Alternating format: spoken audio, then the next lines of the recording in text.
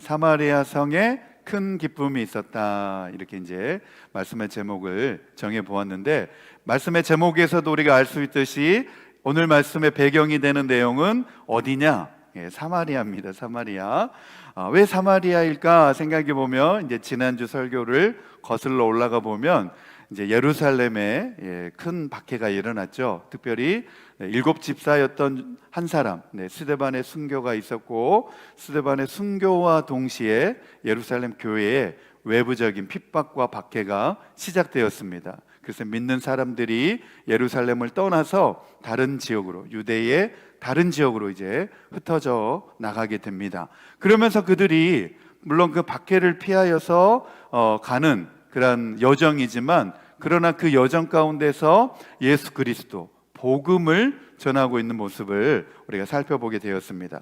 이렇게 박해로 인하여서 흩어진 사람들이 사마리아는 물론이고 베니게와 구브로 그리고 안디옥에 이르기까지 그들이 가면서 복음을 전하였다라고 하는 사실이 굉장히 중요한 내용입니다.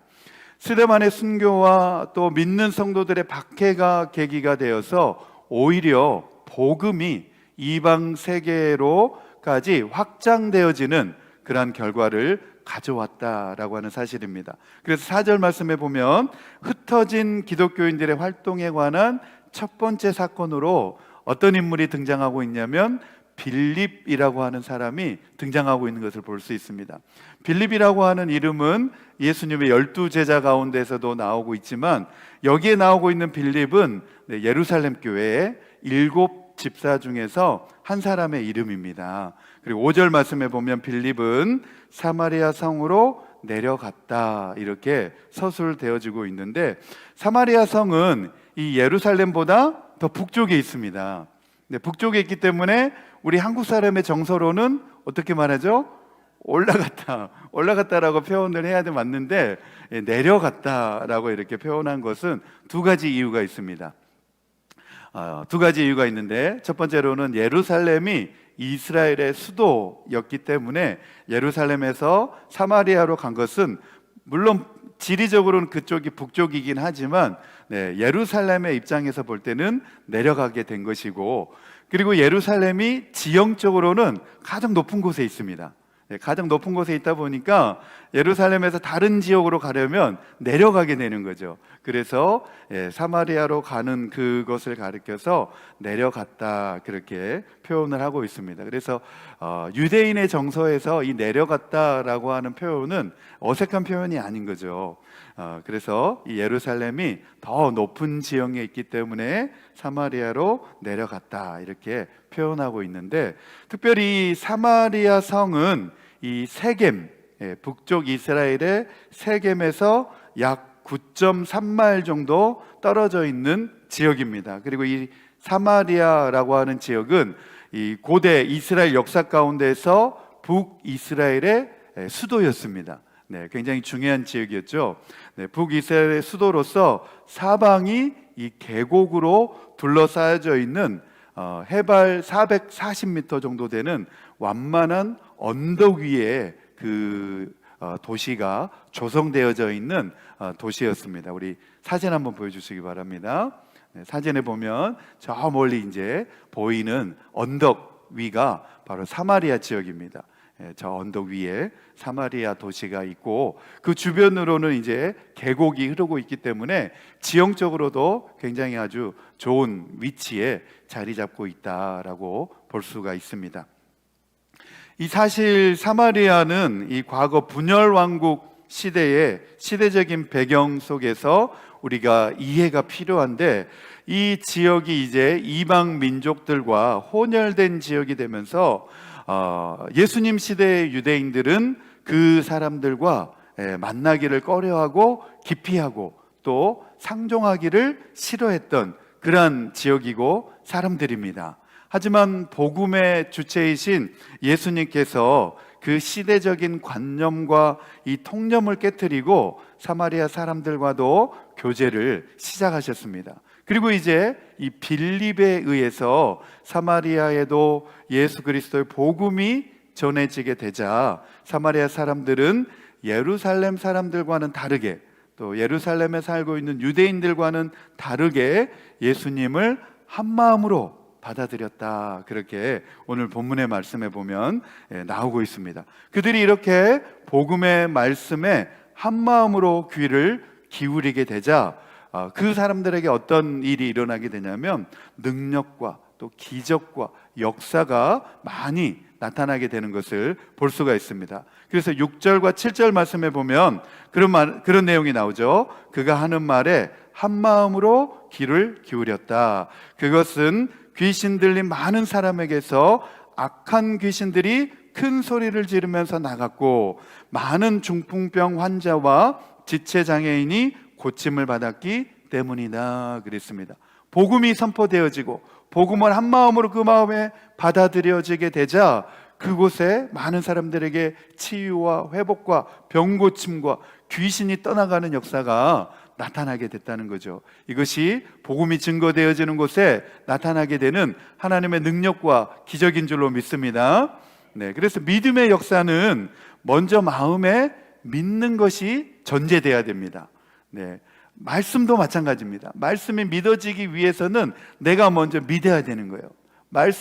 하나님의 말씀으로 내가 먼저 믿어야 태초에 하나님이 천지를 창조하시니라 라고 하는 그 말씀이 비로소 믿어지게 되는 거죠. 그래서 믿음을 가지고 하나님의 말씀을 읽어야 그 말씀이 다 믿어지게 되는 것입니다. 이것이 이제 하나님의 말씀의 신비라고 할 수가 있습니다. 우리 마음에 믿음을 가지고 하나님의 말씀을 믿을 때 기적의 역사가 나타나고 또 기도의 응답을 받게 되는 그 역사를 우리가 경험할 수 있게 되는 것이죠. 우리 첫 번째 주제입니다. 첫 번째 주제 우리 같이 읽겠습니다. 시작. 여러 지역으로 흩어진 사람들은 두루 돌아다니면서 말씀을 전하였고 특별히 사람들에게 그리스도를 선포하였을 때 멸시천대를 받았던 이방 지역인 사마리아에서조차도 복음의 기쁨으로 충만해졌습니다. 아멘, 아멘. 저와 여러분이 오늘 이 복음의 기쁨으로 충만해지기를 소망합니다. 아멘, 아멘. 우리가 읽었던 사도행전 8장 5절에서 8절 말씀에 보면 바로 이 내용을 설명을 해주고 있습니다. 5절에서 우리 8절 말씀 다시 한번 읽겠습니다. 시작. 빌립은 사마리아 성에 내려가서 사람들에게 그리스도를 선포하였다. 무리는 빌립이 행하는 표징을 듣고 보면서 그가 하는 말에 한 마음으로 귀를 기울였다. 그것은 귀신 들린 많은 사람에게서 악한 귀신들이 큰 소리를 지르면서 나갔고 많은 중풍병 환자와 지체장애인이 고침을 받았기 때문이다. 그래서 그 성에는 큰 기쁨이 넘쳤다. 아멘, 아멘. 많은 선교사님들이 선교지에 가서 복음을 전하면 바로 이러한 성경의 기적과 역사가 나타나는 것을 보게 되고 경험하게 됩니다. 그렇게 이제 간증하는 것들을 우리가 많이 들어보게 됩니다. 그러면 왜 선교지에서는 이런 놀라운 기적과 능력이 나타나는데 우리가 생활하고 있는 이 공동체 안에나 또 이 지역 주변에서는 왜 이런 이 성경의 기적들이 나타나지 않을까? 그런 고민에 이제 빠져보게 되는데 저는 이제 그런 생각을 가져보게 되었습니다. 선교지에 가서 그렇게 복음을 전하면 그곳에 있는 사람들은 순수한 마음으로 그대로 그것을 다 받아들이기 때문에 그 마음으로 다 받아들이기 때문에 순수하게 그것을 받아들이는 그 심령 가운데에 하나님의 기적과 능력이 나타나게 되는 것이다. 그런 생각을 가져보게 되었습니다. 그래서 마찬가지로 우리도 이 복음의 말씀을 순수하게 그대로 받아들이면 우리에게도 그 능력과 기적이 나타나게 될 줄로 믿습니다. 아멘, 아멘. 사마리아와 같은 이 이방 지역에서 이런 기적과 표적과 능력이 나타나는 것에 대한 사실은 이미 구약 이사야 선지자를 통하여서 예언된 내용이기도 하고 예수님을 통하여서 그 예언이 성취가 되어지는 것을 볼 수가 있습니다. 우리 이사야 9장입니다. 이사야 9장 우리 1절에서 6절에 있는 말씀 조금 많은데 우리 같이 한번 천천히 한번 읽어보겠습니다. 시작.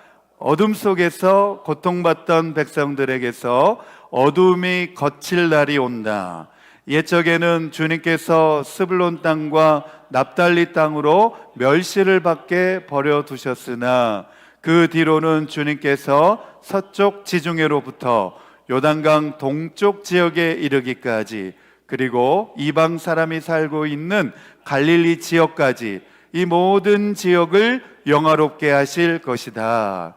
어둠 속에서 헤매던 백성이 큰 빛을 보았고 죽음의 그림자가 드리운 땅에 사는 사람들에게 빛이 빛이었다. 하나님, 주님께서 그들에게 큰 기쁨을 주셨고 그들을 행복하게 하셨습니다. 사람들이 곡식을 거둘 때 기뻐하듯이 그들이 주님 앞에서 기뻐하며 군인들이 전리품을 나눌 때 즐거워하듯이 그들이 주님 앞에서 즐거워합니다. 주님께서 미디안을 치시던 날처럼 그들을 내리두르던 멍에를 부수시고 그들의 어깨를 짓누르던 통나무와 압제자의 몽둥이를 꺾으셨기 때문입니다. 침략자의 군화와 피 묻은 군복이 모두 땔감이 되어서 불에 타 없어질 것이기 때문입니다. 한 아기가 우리를 위해 태어났다. 우리가 한 아들을 모셨다. 그는 우리의 통치자가 될 것이다. 그의 이름은 놀라우신 조언자, 전능하신 하나님, 영존하시는 아버지, 평화의 왕이라고 불릴 것이다. 아멘, 아멘. 그의 이름은 놀라우신 조언자라는 거예요. 네, 카운셀러라는 거예요. 전능하신 하나님이시라는 거예요. 영존하신 아버지시요 평화의 왕이다. 그분이 누구시냐? 예수 그리스도이신 줄로 믿습니다. 네, 예수 그리스도 복음은 이처럼 온 마음을 열고 아무 조건 없이 내 마음에 받아들이기만 하면, 그렇게 받아들이는 이들에게 큰 기쁨의 소식으로 보답해 주신다는 거예요. 할렐루야. 네, 그래서 예수 그리스도가 복음이고 큰 기쁨의 좋은 소식인 줄로 믿습니다. 네, 우리 마가복음 1장 1절 말씀입니다. 마가복음 1장 1절 우리 한 목소리 읽겠습니다. 시작. 하나님의 아들 예수 그리스도의 복음의 시작은 이러하다. 아멘. 하나님의 아들 예수 그리스도 복음이라는 거예요. 할렐루야. 네, 그분을 우리 마음 가운데 모셔드리기를 소망합니다. 아멘. 우리 마태복음 1장 21절에서 23절입니다. 같이 읽겠습니다. 시작. 마리아가 아들을 낳을 것이니 너는 그 이름을 예수라고 하여라. 그가 자기 백성을 그들의 죄에서 구원하실 것이다. 이 모든 일이 일어난 것은 주님께서 예언자를 시켜서 이르시기를, 보아라, 동정녀가 잉태하여 아들을 낳을 것이니 그의 이름을 임마누엘이라고 할 것이다 하신 말씀을 이루려고 하신 것이다. 임마누엘은 번역하면 하나님이 우리와 함께 계시다는 뜻이다. 아멘, 아멘. 예수, 구원의 이름이신 그 예수 이름이 바로 어떤 이름이냐? 임마누엘이라는 거예요. 임마누엘. 임마누엘. 우리가 모르니까 친절하게 또 가로해가지고 또 설명을 해 놓았습니다. 임마누엘 번역하면 무엇이냐? 따라해 봅시다. 하나님이 우리와 함께 계시다. 한 번 더 따라해 봅시다. 하나님이 나와 함께 계시다. 아멘, 아멘. 네, 내 안에 예수님이 계시고 내 안에 예수님이 계시기 때문에 하나님이 나와 함께, 우리와 함께 하시는 줄로 믿습니다. 아멘. 예수 그리스도, 그분은 하나님이시고 사람의 몸을 입고 이 땅에 오신 분이십니다. 그래서 그것을 가리켜서 영어로는 인카네이션이라고 이제 이야기를 하죠. 네, 무슨 뜻이냐? 예, 성육신.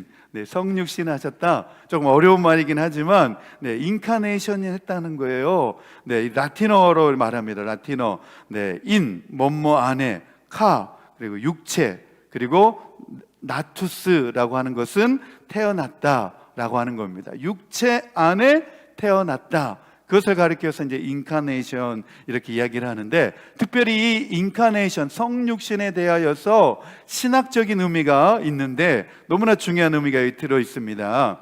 성육신 하신 이 사건은 기독교 신앙의 구원 이해의 기초를 제공해 주는 사건이며 참 하나님의 성품을 우리에게 알려주시는 계시의 사건인 동시에 기독교적 영성의 모습이 어떠한가를 보여주는 하나님의 모범의 사건이다. 그래서 성육신 안에서 우리는 참 하나님이시며 참 사람이신 하나님, 그 하나님을 경험할 수 있게 된다. 그렇게 고백하고 있습니다. 한번 따라해 보겠습니다. 참 하나님이시며 참 사람이십니다.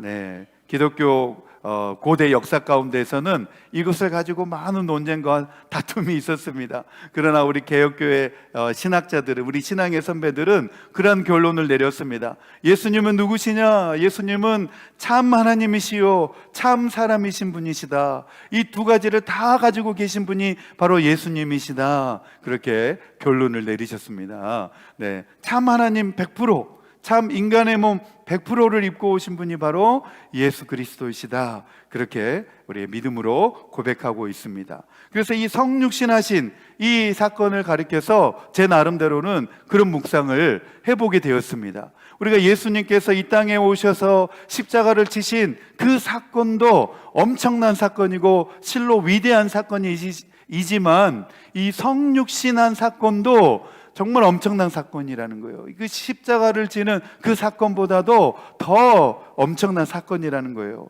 한번 생각을 해보시기 바랍니다. 아무런 제약을 받지 않는 초월하신 그 신이신 하나님께서 유한한 인간의 몸을 입는다고 하는 사건이 얼마나 힘들겠습니까? 그렇죠? 우리가 이곳에 살다가 저 아프리카나 또 저 말이 안 통하는 그 사회에 한번 선교를 한다고 한번 가보십시오. 문화가 달라서 그 문화 적응하는 것도 얼마나 힘든지 모릅니다. 그러나 아무 제약도 받지 않는 초월적인 그 하나님께서 이 나약한 제한적인 인간의 몸을 입으셨다고 하는 그 사건 자체가 하나님의 사랑이라는 거예요. 하나님의 사랑인 줄로 믿습니다. 아멘. 우리 요한복음 1장 14절입니다. 우리 같이 읽겠습니다. 시작. 그 말씀은 육신이 되어 우리 가운데 사셨다. 우리는 그의 영광을 보았다. 그것은 아버지께서 주신 외아들의 영광이었다. 그는 은혜와 진리가 충만하였다. 아멘. 여기 놀라운 표현이 나오죠. 그 말씀은 육신이 되어 어디에? 목소리가 더 크게 나와야 되는데 설교를 지금 잘하고 있는지 못하고 있는지 자, 의구심이 생기게 하지 마시고, 자, 그 말씀은 어디에? 우리 가운데. 할렐루야. 우리 가운데 사셨다 말씀하고 있습니다. 그러므로 예수의 이름이 구원의 이름이며 능력의 이름인 줄로 믿습니다. 네, 사도행전 우리 3장 6절에서 8절입니다. 6절에서 8절 같이 읽겠습니다. 시작. 베드로가 말하기를 은과 금은 내게 없으나 내게 있는 것을 그대에게 주니 나사렛 예수 그리스도의 이름으로 일어나 걸으시오 하고 그의 오른손을 잡아 일으켰다. 그는 즉시 다리와 발목에 힘을 얻어서 벌떡 일어나서 걸었다. 그는 걷기도 하고 뛰기도 하며 하나님을 찬양하면서 그들과 함께 성전으로 들어갔다. 아멘, 아멘. 네, 나사렛 예수 그리스도의 이름으로 일어나 걸으시오라고 선포하니까 그 앉은 뱅이가 벌떡 일어나서 걷게 되었다는 거예요. 걷기도 하고 뛰기도 하며 하나님을 찬양하면서 그들과 함께, 네, 베드로와 요한과 함께 성전으로 들어갔다. 그렇게 말씀하고 있습니다. 예수의 이름에 능력이 있는 줄로 믿습니다. 네, 예수의 이름에 구원의 이름인 줄로 믿습니다. 아멘. 우리 로마서 10장 우리 12절에서 13절입니다. 우리 같이 읽겠습니다. 시작. 유대 사람이나 그리스 사람이나 차별이 없습니다. 그는 모든 사람에게 똑같이 주님이 되어주시고 그를 부르는 모든 사람에게 풍성한 은혜를 내려주십니다. 주님의 이름을 부르는 사람은 누구든지 구원을 얻을 것입니다. 아멘, 아멘. 주님의 이름을 부르는 사람은 누구든지, 네, 가난한 자나 부한 자나 잘생긴 사람이나 못생긴 사람이나 할 것 없이 누구든지 구원을 얻을 것이다. 할렐루야. 네, 그렇게 말씀하고 있습니다. 그는 모든 사람에게 똑같이 주님이 되어주시고 유대인이나 사마리아인이나 할 것 없이 똑같이 주님의 이름을 부르기만 하면 우리 주님이 되어주시는 줄로 믿습니다. 아멘. 그를 부르는 모든 사람에게 풍성한 은혜를 내려주신다는 거예요. 주님의 이름을 부르면 풍성한 은혜를 내려주시고 구원을 우리에게 내려주시는 줄로 믿습니다. 아멘. 그런데 우리가 그런 풍성한 은혜와 그 구원의 은혜를 누리지 못하게 된 것은 누구 때문이냐? 바로 아담과 하와 때문에 그렇게 되었다는 겁니다. 인간의 불행과 질병과 고통과 슬픔, 아픔, 이런 모든 것은 다 어떻게 시작되어졌냐? 어떻게 오게 됐느냐? 바로 아담의 불순종으로 말미암아 그렇게 시작이 되었다는 거예요. 최초의 인간, 아담이 하나님의 말씀에 불순종함으로 인하여서 그 타락의 결과로, 하나님의 그 심판의 결과로 인간에게는 불행이 찾아오게 됐고, 질병이 들어오게 되었고, 고통이 들어오게 되었고, 슬픔이 우리 속에 들어오게 되었다는 것입니다. 이 첫사람 아담의 불순종으로 말미암아서 죄가 들어왔고, 또 죄가 사람에게 들어와서 하나님과 분리가 시작되었다는 겁니다. 우리 로마서 5장 11절과 12절, 14절과 15절 말씀 우리 같이 읽겠습니다. 시작. 그뿐 아니라 우리는 또한 우리 주 예수 그리스도로 말미암아 하나님을 자랑합니다. 우리는 지금 그 예수로 말미암아 하나님과 화해를 하게 된 것입니다. 그러므로 한 사람 아담으로 말미암아 죄가 세상에 들어왔고, 또 그 죄로 말미암아 죽음이 들어온 것과 같이 모든 사람이 죄를 지었기 때문에 죽음이 모든 사람에게 이르게 되었습니다. 그러나 아담 시대로부터 모세 시대에 이르기까지는 아담의 범죄와 같은 죄를 짓지 않는 사람들까지도 죽음의 지배를 받았습니다. 아담은 장차 오실 분 예수의 모형이었습니다. 그러나 하나님께서 은혜를 베푸실 때에 생긴 일은 아담 한 사람이 범죄했을 때에 생긴 일과 같지 않습니다.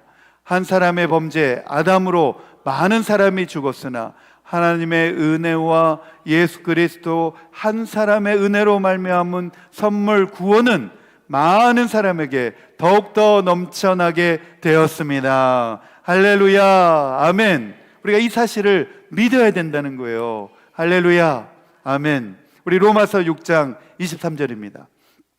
로마서 6장 23절, 우리 그 죄의 결과가 무엇이냐, 그거에 대해 사도 바울이 잘 설명해 놓았습니다. 우리 같이 읽겠습니다. 시작. 죄의 삭은 죽음이요 하나님의 선물 구원은 우리 주 예수 그리스도 안에서 누리는 영원한 생명입니다. 아멘. 예수님을 믿고 구원받으면 영원한 생명을 받게 되는 줄로 믿습니다. 네, 영원한 생명이 뭐냐? 영생이라는 거예요. 영생. 누구든지 예수님을 주님으로 믿고 고백하기만 하면 모든 죄가 다 사함을 받고 예수 그리스도 안에서 누리는 영원한 생명을 누리게 되는 줄로 믿습니다. 우리 히브리서 9장 26절입니다. 히브리서 9장 26절에서 28절 우리 같이 읽겠습니다. 시작. 그리스도께서 그 몸을 여러 번 바쳐셔야 하였다면 그는 창세 이래로 여러 번 고난을 받아야 하셨을 것입니다. 그러나 이제 그 예수는 자기를 희생제물로 드려서 죄를 없이 하시기 위하여 시대의 종말에 단 한 번 나타나셨습니다. 사람이 한 번 죽는 것은 정해진 일이요 그 뒤에는 심판이 있습니다. 이와 같이 그리스도께서도 많은 사람의 죄를 짊어지시려고 단 한 번 자기 몸을 제물로 바치셨고, 두 번째로는 죄와는 상관없이 자기를 기다리고 있는 사람들에게 나타나셔서 부활하셔서 구원하실 것입니다. 아멘, 아멘. 이 말씀이 성취되어진 줄로 믿습니다. 아멘. 그리하여 누구든지 예수님을 믿기만 하고 주님을 나의 구주로 받아들이기만 하면 이 구원의 은혜가 임하게 되는 줄로 믿습니다. 아멘. 2차 세계대전 가운데에 영적인 깊은 고민에 빠진 한 중국인 사진 작가가 있었습니다. 이 중국인 사진 작가가 예수님에 대해서 이제 귀로 듣고 또 전해 듣고 알게 되었는데, 일본의 이제 침략 이후에 중국도 이제 일본의 침략을 받았으니까 친구들 사이에서 기독교에 대한 이야기를 듣게 되었습니다.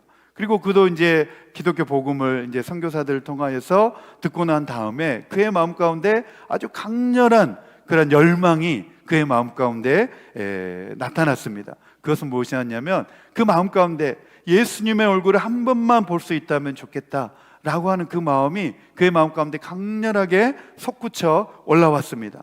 그리고 그는 그렇게 하나님께 기도했습니다. 하나님, 당신의 아들 예수님의 얼굴을 한 번만 볼 수 있게 해주십시오. 그렇게 기도를 했습니다. 그때에 뭔가 그 강력한 감동이 그의 마음을 휩싸였습니다. 그리고 그 마음 가운데 어떤 그 음성 같은 감동이 그에게 들려왔습니다. 사진을 찍어라.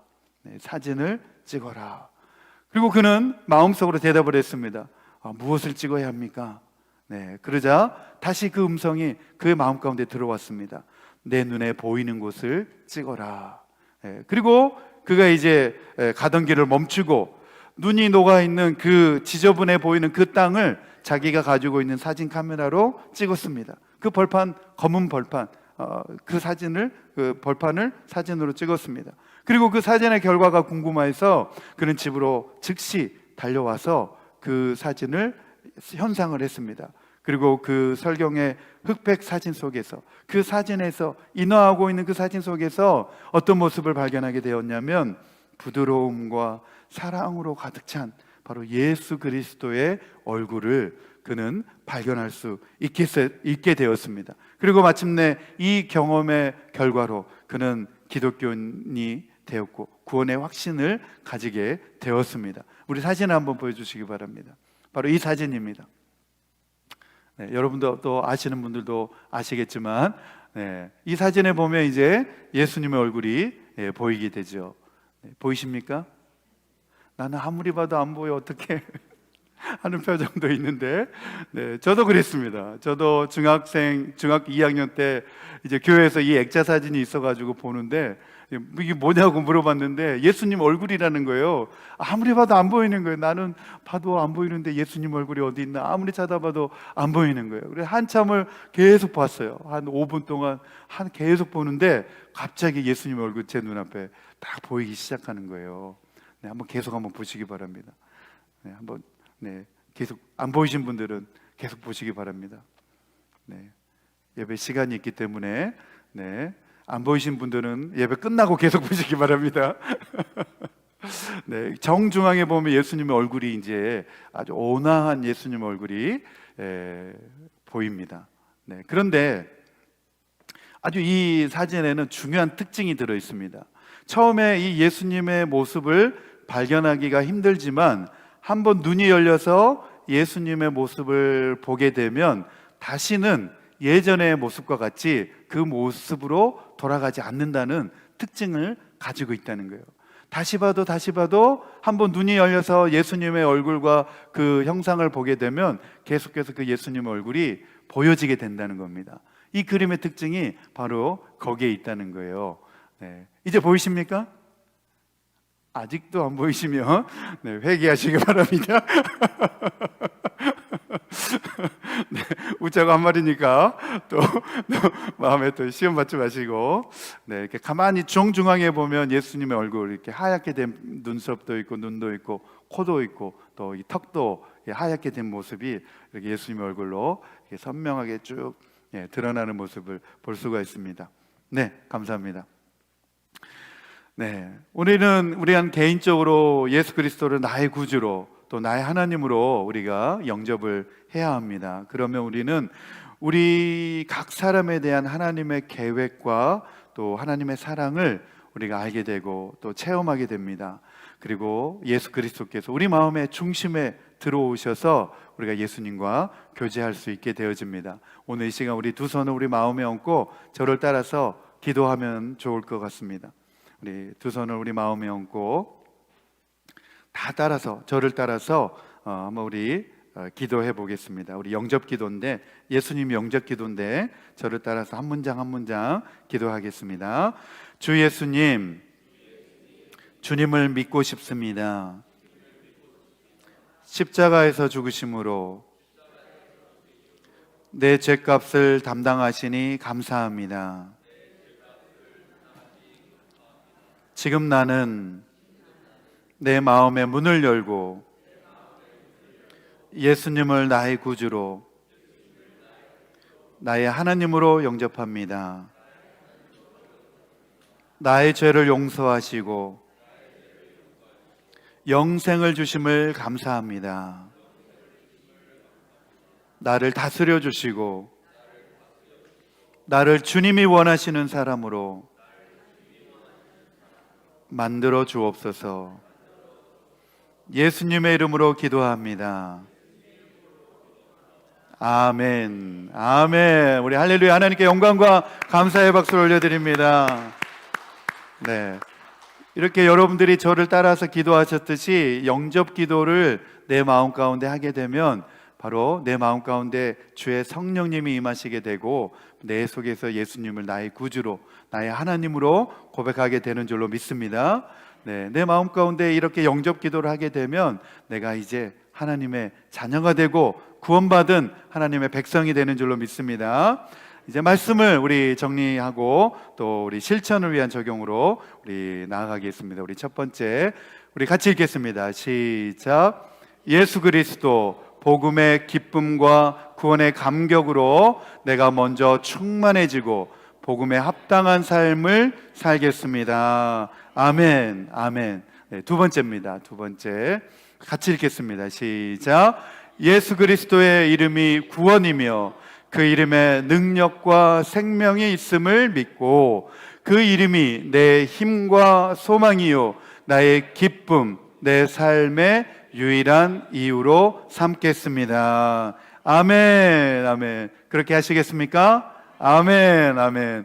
우리 10월에 우리 주제 찬양 부르면서 우리 결단하겠습니다.